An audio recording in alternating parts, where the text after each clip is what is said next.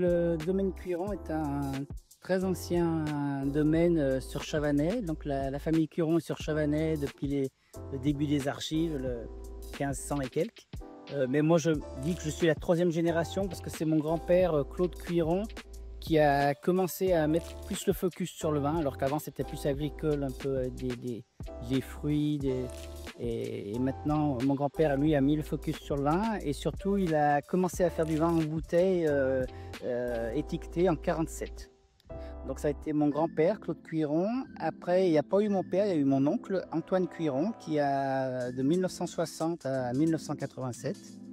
Et puis quand mon oncle Antoine arrivé à la retraite, mon oncle n'avait pas d'enfant intéressé pour reprendre le domaine. Et, du coup, la famille parlait de vendre le domaine. Et moi, à ce moment-là, je finissais mes études, donc j'avais pas étudié dans le vin, j'avais fait un DUT de génie mécanique, donc c'était pas grand-chose à voir. Mais j'ai commencé à me passionner pour le vin et j'ai dit pourquoi pas essayer de reprendre le domaine. Donc j'ai fait des formations pour adultes en viticulture, œnologie et j'ai fait ma première vinification en 1987. Donc j'ai démarré en 87 avec un tout petit domaine de mon grand-père et de mon oncle, mais à cette époque-là, il faisait que à peine 4 hectares. Il y avait 1 hectare de Condrieu, 2 hectares de Saint-Joseph rouge et 1 hectare de Saint-Joseph blanc.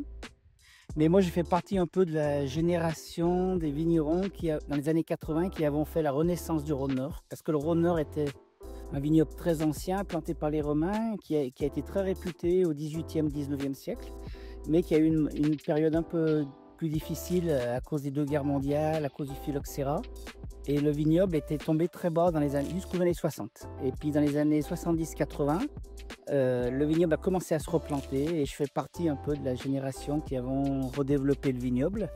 Et donc j'ai démarré avec 4 hectares de la famille et aujourd'hui j'ai presque 70 hectares de vignes et j'ai des nouvelles appellations. Donc aujourd'hui je suis sur 6 crus. Sur les 8 qui existent dans le Rhône-Nord, donc il m'en manque 2, il me manque l'Hermitage et le Château-Grier.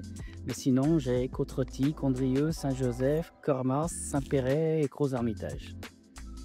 Donc voilà, un beau domaine qui occupe beaucoup parce que le vignoble est tout un vignoble en terrasse, donc il demande beaucoup de soins. Le mode cultural, mon oncle déjà, Antoine, était ce qu'on appelle aujourd'hui en culture raisonnée. C'est-à-dire qu'il faisait très peu de traitements, il ne mettait pas d'insecticides, que des engrais organiques. Et moi, j'ai continué un peu sur cette voie-là, avec pour objectif d'utiliser le moins possible de produits chimiques. Mais depuis 3 ans, je suis passé culture biologique. C'est-à-dire que là, il n'y a plus du tout de produits chimiques utilisés. Et donc, on a 3 ans et en 2025, j'aurai le label bio sur une bonne partie de mes vignes. En termes de philosophie, pour moi, le vin se fait plus à la vigne qu'à la cave. Et du coup, j'essaye d'attacher de l'importance au travail des vignes pour avoir le bon rendement, la bonne maturité. Et après, avec des beaux raisins, l'idée c'est de faire des vinifications très simples et traditionnelles. Pour moi, c'est la meilleure expression du terroir. Alors très simple, ça veut dire par exemple que je travaille avec des levures naturelles et j'utilise très peu de produits œnologiques. Et les méthodes traditionnelles, c'est-à-dire que je fais pas des choses complètement nouvelles, ou je garde un peu le principe qu'utilisaient mon grand-père et mon père. Donc les rouges, c'est de la cuve ouverte, c'est du pigeage, du remontage. Les blancs, c'est tout vinifié dans des fûts. La malo est faite. Donc voilà, l'idée c'est simple et traditionnel avec des belles matières premières au départ.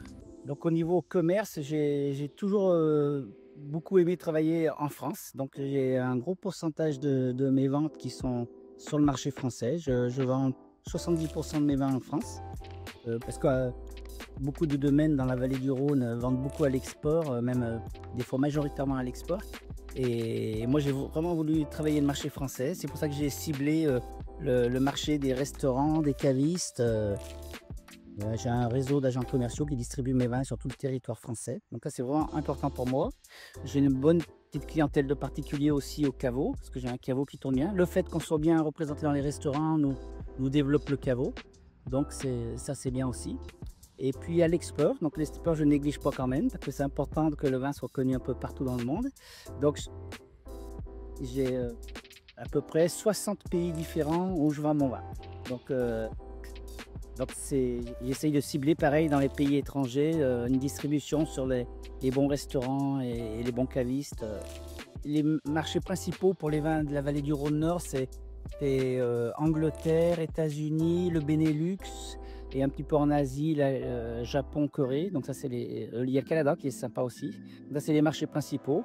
Puis après, je cible tout un tas de petits pays où c'est intéressant de montrer nos vins.